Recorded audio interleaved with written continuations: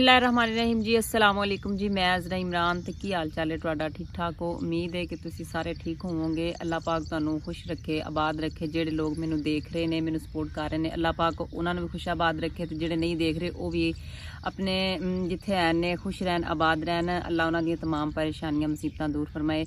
अच्छा जी, अज जेड़ा ना साडे इलाके च बहुत ज़्यादा जी ना बारिश हुई है, तो बारिश भी तूफानी हुई है, जिहदी वजह तो काफ़ी ज़्यादा फसलों वगैरह का भी नुकसान है। मतलब फसलां जड़ियां ने ना, जी मूंजी पक्कन के करीब आ गई है बिल्कुल, वो जी है ना मूंजी जी है गिर गई हुई है, ज़मीन ते बिछ गई हुई है। मतलब कि ਇਹਦਾ नुकसान ही होंदा क्योंकि चावल फिर सही नहीं होंगे। अच्छा जी नाज़रीन, अज मैं आ रही सी अपने डेरे ते असी आंदे पे सी ते ना रस्ता जिहड़ा ना काफ़ी ज़्यादा बारिश की वजह तो ख़राब सी, ते यह रस्ता जिहड़ा साडा ਇਹਦੇ ਨਾਲ बिल्कुल नहर के नालों गुजरता है। तो तुहानू मैं दसना चाह रही सी काफ़ी दिन तो कि साडे पिंड दे कोलों ना एक नहर भी गुजरती है, ज़्यादा बड़ी तो नहीं लेकिन छोटी जी है, लेकिन गुजरती है। ਇਹਦੇ ਵਿੱਚ लोग अक्सर औकात अपने ਜਿਹੜੇ ਨੇ ਨਾ जानवर बहुत ज़्यादा गर्मी ਹੋਵੇ ਤੇ ਉਹਨਾਂ ਨੂੰ ਨਲਾਉਣ ਵਾਸਤੇ ਇਹਦੇ ਅੰਦਰ ਲੈ ਆਉਂਦੇ ਹੁੰਦੇ ਨੇ गर्मी की वजह तो। ਤੇ ਇਹ ਨਹਿਰ ਹੈ, ਤੁਹਾਨੂੰ ਨਹਿਰ ਦੇ ਦੂਸਰੇ ਕਿਨਾਰੇ ਤੇ ਜਾਨਵਰ ਚੁਗਦੇ ਹੋਏ ਮੱਝਾਂ ਨਜ਼ਰ ਵੀ ਆ ਰਹੀਆਂ ਹੋਣਗੀਆਂ ਕਿ ਉਹ ਇੱਥੋਂ ਜਿਹੜੇ ਨੇ ਨਾ ਲੋਕ ਇਹਨਾਂ ਨੂੰ ਚਰਾਉਣ ਵਾਸਤੇ ਲੈ ਕੇ ਆ ਜਾਂਦੇ ਨੇ। ਫਿਰ ਗਰਮੀ ਹੋਏ ਤੇ ਉਹ ਇਹਦੇ ਅੰਦਰ ਨਹਾ ਵੀ ਲੈਂਦੀਆਂ ਨੇ। ਇੱਥੋਂ ਬੈਠਿਆਂ ਤੁਹਾਨੂੰ ਸ਼ਾਇਦ ਮੇਰਾ ਕੈਮਰਾ ਦਿਖਾ ਰਿਹਾ ਹੋਵੇ, ਮੇਰੇ ਪਿੱਛੇ ਜਿਹੜਾ ਨਾ ਸਾਡਾ ਡੇਰਾ ਵੀ ਨਜ਼ਰ ਆ ਰਿਹਾ ਹੈ। ਬੋਰਡ ਬਹੁਤ ਜ਼ਿਆਦਾ ਲੱਗੇ ਹੋਏ ਨੇ ਇੱਧਰ ਸਾਡੇ ਇਸ ਇਲਾਕੇ ਵਾਲੀ ਸਾਈਡ ਤੇ ਨਜ਼ਰ ਆ ਰਹੇ ਹੋਣਗੇ।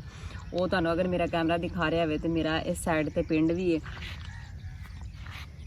ਅੰਮਾਂ ਦੇ ਦਰਖਤ ਲੱਗੇ ਹੋਏ ਨੇ, ਤੁਹਾਨੂੰ ਨਜ਼ਰ ਆ ਰਹੇ ਨੇ। ਉਸ ਤੋਂ ਪਿੱਛੇ ਜਿਹੜਾ ਨਾ ਮੇਰਾ ਪਿੰਡ ਨਜ਼ਰ ਆ ਰਿਹਾ ਹੈਗਾ ਤੁਹਾਨੂੰ।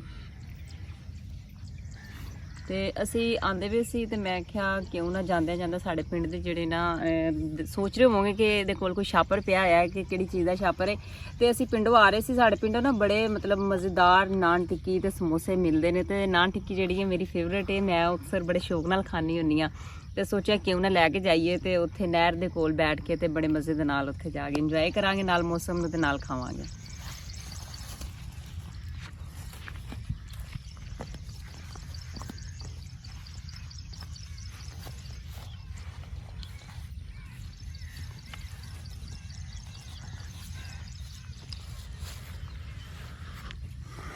ਪਿੰਡਾਂ ਦਾ ਇਹ ਮਾਹੌਲ ਦਾ ਇਹ ਬੜਾ ਮਜ਼ੇਦਾਰ ਮਾਹੌਲ ਜਿਹਾ ਹੁੰਦਾ ਹੈ ਕਿ ਇੱਥੇ ਜਿਹੜਾ ਨਾ ਬਾਹਰ ਨਿਕਲੀਏ ਜਾਂ ਜਿਸ ਤਰ੍ਹਾਂ ਪਾਰਕਾਂ ਵਗੈਰਾ 'ਚ ਜਾਈਦਾ, ਪਤਾ ਕੋਈ ਚੀਜ਼ ਲੈ ਜਾਈਦੀ ਨੀਚੇ ਵਿਛਾਉਣ ਵਾਸਤੇ ਕੋਈ। ਅੱਛਾ ਨਾਜ਼ਰੀਨ, ਤੁਸੀਂ ਮੈਨੂੰ ਦੇਖ ਰਹੇ ਹੋਵੋਗੇ ਕਿ ਮੈਂ ਆ ਕੇ ਘਾਸ ਦੇ ਉੱਤੇ ਇੰਝ ਹੀ ਬੈਠੀ ਹਾਂ, ਸ਼ਾਇਦ ਕੋਈ ਗੰਦੀ ਨਾ ਆਏ। ਲੇਕਿਨ ਇਹ ਪਿੰਡ ਦੀ ਜਿਹੜੀ ਹੈ ਘਾਸ ਹੈ, ਬਾਰਿਸ਼ ਪਈ ਹੈ ਕੁਛ ਉਹਦੀ ਵਜ੍ਹਾ ਤੋਂ ਕਾਫੀ ਧੁੱਲ ਗਈ ਹੋਈ ਹੈ, ਸਾਫ਼ ਹੋ ਗਈ ਹੋਈ ਹੈ। ਨਹਿਰ ਦੇ ਕਿਨਾਰੇ ਅਸੀਂ ਬੈਠੇ ਹੋਏ ਹਾਂ ਇਹ ਸਮੋਸੇ ਪਕੌੜੇ ਖਾਣ ਵਾਸਤੇ, ਮੌਸਮ ਇੰਜੋਏ ਕਰਨ ਵਾਸਤੇ।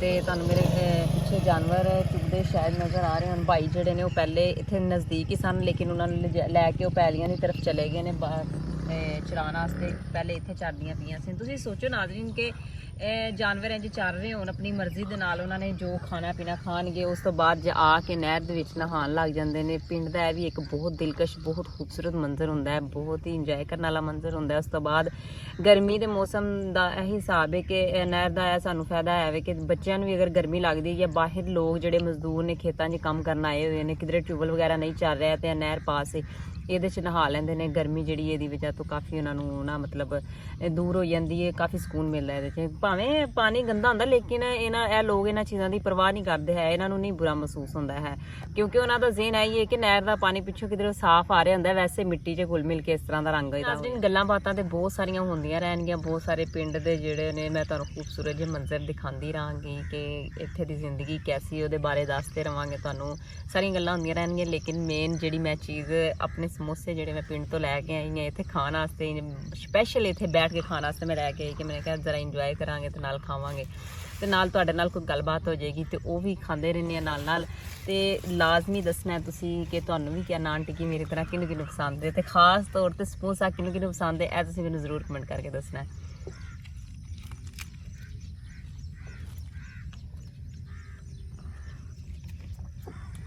ਤੁਸੀਂ ਸੋਚ ਰਹੇ ਹੋਗੇ ਕਿ ਬਰਤਨ ਵਗੈਰਾ ਨਾਲ ਨਹੀਂ ਲੈ ਕੇ ਆਈ, ਲੇਕਿਨ ਮੇਰਾ ਨਾ ਜਦੋਂ ਮੈਂ ਘਰੋਂ ਨਿਕਲੀ ਮੇਰਾ ਕੋਈ ਇਰਾਦਾ ਨਹੀਂ ਸੀ ਕਿ ਇਹ ਚੀਜ਼ਾਂ ਲੈ ਕੇ ਜਾਵਾਂਗੀ, ਲੇਕਿਨ ਜਦੋਂ ਮੈਂ ਉੱਥੇ ਬਣਦੀਆਂ ਦੇਖੀ ਨੇ ਫਿਰ ਮੇਰਾ ਇੱਕਦਮ ਜ਼ੇਨ ਬਣ ਗਿਆ ਕਿ ਲੈ ਕੇ ਜਾਵਾਂ ਇਹਨੂੰ ਵੀ ਡੇਰੇ ਤੇ ਨਾਲ ਖਾਣਾ ਸੀ।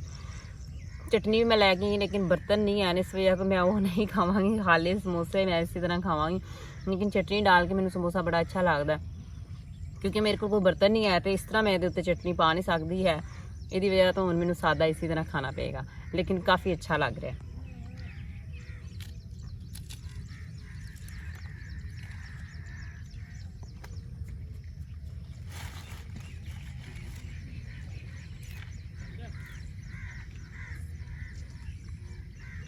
ਅੱਛਾ ਜੀ, ਅਸੀਂ ਇੱਥੇ ਬੈਠੇ ਹੋਏ ਆ। ਅਸੀਂ ਨਹਿਰ ਦੇ ਖੂਬ ਨਜ਼ਾਰੇ ਦੇਖ ਰਹੇ ਆ। ਇੱਥੇ ਲੋਕ ਕਿਵੇਂ ਆ ਰਹੇ ਨੇ, ਜਾ ਰਹੇ ਨੇ, ਆਪਣਾ ਆਪਣਾ ਕੰਮ ਕਰਦੇ ਫਿਰਦੇ ਪਏ ਨੇ ਇਹਦੇ ਕਿਨਾਰੇ, ਕਿਉਂਕਿ ਲੋਕਾਂ ਦੇ ਖੇਤ ਵੀ ਨੇ ਇਹਦੇ ਕੋਲ। ਤੇ ਮੱਝਾਂ ਦੇ ਦੇਖ ਰਹੇ ਹੋਵੋਗੇ ਕਿ 2 ਜੁੱਟ, ਜੇ ਤੁਹਾਨੂੰ ਮੇਰਾ ਕੈਮਰਾ ਦਿਖਾਏ, 2 ਜੁੱਟ ਆ ਗਏ ਨੇ। ਇੱਕ ਇਸ ਤਰਫ ਤੋਂ ਆ ਗਿਆ ਤੇ ਇੱਕ ਇਹ ਸਾਈਡ ਤੋਂ ਆ ਗਏ। ਇੱਕ ਬਾਬਾ ਜੀ ਹੁਣੀ ਜਿਹੜੇ ਨੇ ਆਪਣੇ ਲੇਲੇ ਕਾਫੀ ਜ਼ਿਆਦਾ ਲੈ ਕੇ ਆ ਗਏ ਨੇ।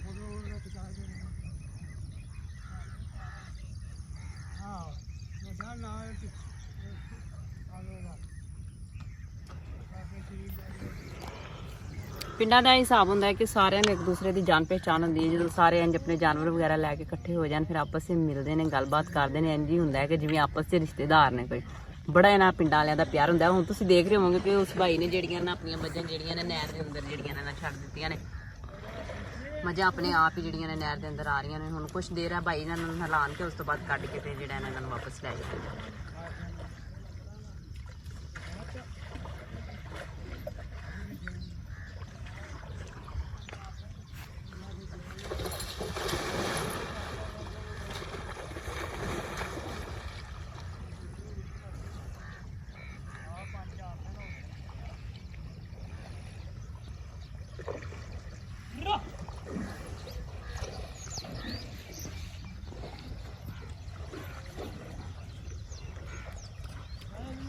ਤੁਸੀਂ ਦੇਖ ਰਹੇ ਹੋਵੋਗੇ ਕਿ ਮੱਝਾਂ ਉਸ ਸਾਈਡ ਤੋਂ ਗਈਆਂ ਨੇ, ਇਸ ਸਾਈਡ ਤੇ ਨਿਕਲ ਆਈਆਂ ਨੇ। ਇਹਨਾਂ ਨੂੰ ਮੱਝਾਂ ਨੇ ਵੇਖੋ ਕੈਸਾ ਆਪਣਾ ਦਿਮਾਗ ਲੜਾਇਆ। ਕੁਝ ਸਾਈਡ ਤੋਂ ਗਈਆਂ ਨੇ, ਇਸ ਸਾਈਡ ਆਉਣ ਵਾਸਤੇ ਉਹਨਾਂ ਨੇ ਨਹਿਰ ਦੇ ਵਿੱਚ ਆਈਆਂ ਨੇ, ਫਿਰ ਉਧਰੋਂ ਜਿਹੜਾ ਨਾ ਦੂਸਰੀ ਸਾਈਡ ਨੂੰ ਨਿਕਲ ਆਈਆਂ ਨੇ।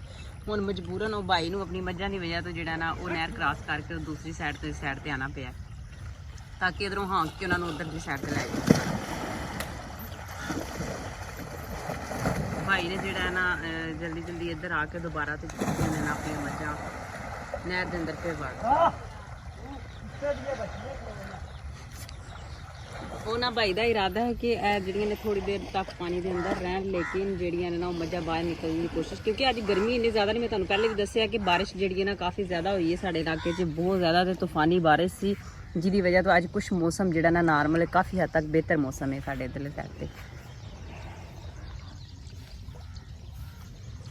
ਕੁਛ ਭਾਈ ਜਿਹੜੇ ਨੇ ਨਾ, ਅਗਰ ਤੁਹਾਨੂੰ ਮੇਰਾ ਕੈਮਰਾ ਦਿਖਾ ਰਿਹਾ ਹੋਵੇ, ਉਧਰ ਸਬਜ਼ੀ ਲੱਗੀ ਹੋਈ ਹੈ ਮੇਰੇ ਖਿਆਲ 'ਚ। ਉਹ ਅੱਜ ਜਿਹੜੇ ਨੇ ਨਾ ਆਪਣੀ ਜਿਹੜੀ ਸਬਜ਼ੀ ਉਹਨਾਂ ਦੀ ਤਿਆਰ ਹੋ ਗਈ ਹੋਈ ਹੈ, ਤੇ ਅੱਜ ਉਹਨਾਂ ਦਾ ਫਸਟ ਦਿਨ ਹੈ। ਉਹ ਉੱਥੋਂ ਹੁਣ ਸਬਜ਼ੀ ਤੋੜਨਗੇ।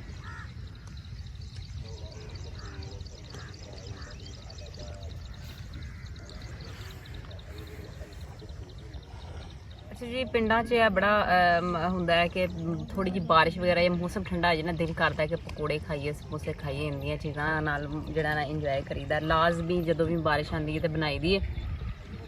ਤੇ ਅੱਜ ਮੇਰਾ ਵੈਸੇ ਨਾ ਦਿਲ ਕਰਦਾ ਪਿਆ ਸੀ ਕਿ ਮੈਂ ਨਾਨ ਟਿੱਕੀ ਹੀ ਖਾਸ ਖਾਵਾਂ, ਇਸ ਵਜ੍ਹਾ ਤੋਂ ਮੈਂ ਇੱਥੇ ਲੈ ਕੇ ਆਈ ਹਾਂ। ਤੁਸੀਂ ਦੇਖ ਰਹੇ ਹੋਵੋਗੇ ਕਿ ਪਹਿਲੇ ਮੈਂ ਖਾਧਾ ਸਮੋਸਾ ਤੇ ਹੁਣ ਮੈਂ ਜਿਹੜਾ ਨਾ ਨਾਨ ਖਾਂਦੀ ਹਾਂ। ਤੇ ਤੁਸੀਂ ਵੀ ਲਾਜ਼ਮੀ ਮੈਨੂੰ ਦੱਸਣਾ ਹੈ ਕਿ ਤੁਹਾਨੂੰ ਵੀ ਕਿਆ ਇਹ ਚੀਜ਼ ਪਸੰਦ ਹੈ।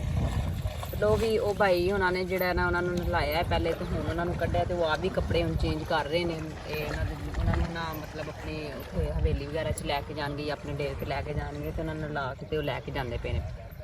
ਤੇ ਇਹ ਪਿੰਡ ਦੀ ਬਹੁਤ ਖੂਬਸੂਰਤ ਜੀ ਜ਼ਿੰਦਗੀ ਹੈ। ਬਹੁਤ ਸਾਦਾ ਜਿਹੇ ਲੋਕ ਹੁੰਦੇ ਨੇ ਇੱਥੇ, ਮਾਸੂਮ ਜਿਹੇ ਲੋਕ। ਉਹ ਸਿਰਫ ਹਰ ਬੰਦੇ ਨੂੰ ਆਪਣੇ ਆਪਣੇ ਨਾਲ, ਆਪਣੇ ਆਪਣੇ ਕੰਮ ਦੇ ਨਾਲ ਗਰਜ਼ ਹੁੰਦੀ ਹੈ। ਕੋਈ ਮਿਲ ਗਿਆ ਸਲਾਮ ਦੁਆ ਕਰਨ ਉਹਦੇ ਨਾਲ ਬੜੇ ਅੱਛੇ ਤਰੀਕੇ ਨਾਲ ਮਿਲਦੇ ਨੇ, ਬੜੀ ਪਿਆਰ ਮੁਹੱਬਤ ਦੇ ਨਾਲ। ਇੰਝ ਹੀ ਅਗਲੇ ਨੂੰ ਫੀਲ ਕਰਵਾਉਂਦੇ ਨੇ ਕਿ ਜਿਵੇਂ ਨਾ ਉਹ ਉਹਦੇ ਪਤਾ ਨਹੀਂ ਕਿੰਨੇ ਕੁ ਸਗੇ ਆ, ਉਹਦੇ ਰਿਸ਼ਤੇਦਾਰ ਨੇ ਉਹਦੇ। ਕਦੀ ਕਿਸੇ ਦੇ ਮੱਥੇ ਤੇ ਕੋਈ ਸਿਲਵਟ ਵਗੈਰਾ ਨਹੀਂ ਪਏਗੀ, ਕੋਈ ਕੁਛ ਨਹੀਂ ਹੋਏਗਾ, ਕਿਸੇ ਦੇ ਨਾਲ ਕੋਈ ਹਸਦ ਨਹੀਂ ਹੋਏਗਾ ਉਹਨਾਂ ਦਾ। ਅੱਛਾ ਨਾਜ਼ਰੀਨ, ਤੁਸੀਂ ਮੈਨੂੰ ਲਾਜ਼ਮੀ ਦੱਸਣਾ ਹੈ ਕਿ ਕਿਹਨੂੰ ਪਿੰਡ ਦਾ ਮਾਹੌਲ ਪਸੰਦ ਹੈ, ਤੇ ਖਾਸ ਕਰ ਨਹਿਰ ਦੇ ਕਿਨਾਰੇ ਬੈਠਣਾ, ਮੌਸਮ ਨੂੰ ਇੰਜੋਏ ਕਰਨਾ ਕਿਹਨੂੰ ਪਸੰਦ ਹੈ। ਅੱਲਾਹ ਪਾਕ ਤੁਹਾਨੂੰ ਖੁਸ਼ ਰੱਖੇ, ਆਬਾਦ ਰੱਖੇ, ਜਿੱਥੇ ਜਿੱਥੇ ਵੀ ਅੱਲਾਹ ਪਾਕ ਤੁਹਾਡੀਆਂ तमाम ਪਰੇਸ਼ਾਨੀਆਂ ਦੂਰ ਕਰੇ। ਇਹਦੇ ਨਾਲ ਹੀ ਮੈਨੂੰ ਇਜਾਜ਼ਤ ਦਿਓ। ਨੈਕਸਟ ਵਲੌਗ 'ਚ ਫਿਰ ਇਨਸ਼ਾਅੱਲਾ ਮੁਲਾਕਾਤ ਹੋਏਗੀ, ਤੇ ਰੱਬ ਰੱਖਾ।